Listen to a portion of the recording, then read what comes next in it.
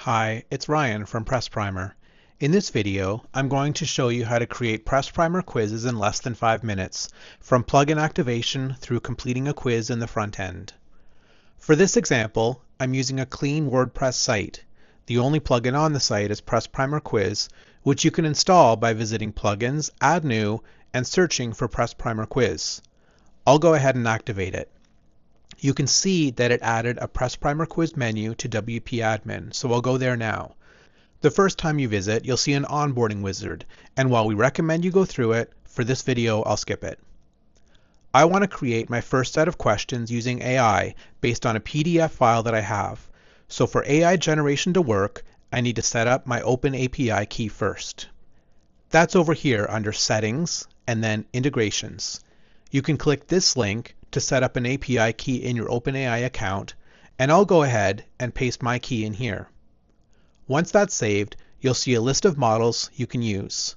I'll stay with the current default of GPT-5 Mini. Once that's done, I need to add the questions I generate to a question bank, so we'll go here to set one up. Question banks need a name, but the rest is optional and only relevant if you have multiple users creating questions on a site. Now that the question bank is set up, I can start adding questions to it. Here at the top of the page, I can choose to upload a document and generate a quiz from it. I'm going to use this PDF file. Once uploaded, I'm going to say that I want 10 questions, a variety of question types, and a variety of difficulty levels. Then I click this button to generate the questions. It can take a few minutes if you have a lot of source material, so be patient. Okay, my questions are back from OpenAI. You can edit them here, but I'll just select them all and add them to my question bank. Now they can be used in quizzes. The next step is to create my quiz.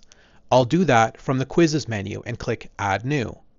I'll add a name here, and then take a look at the options. I'm just going to leave the default theme.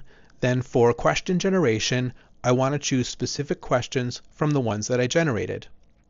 If I chose dynamic rules instead, I could set up the quiz to randomly pull questions from my question banks based on criteria that I configured, like the number of questions and difficulty. I want this to be a test mode quiz, so questions are graded and feedback is provided at the end only. I'll also check off that I want the question order and answer order to be randomized, so I'll enable those options. Now I'll scroll back to the top to add my questions. Clicking Add Questions shows me all of my questions.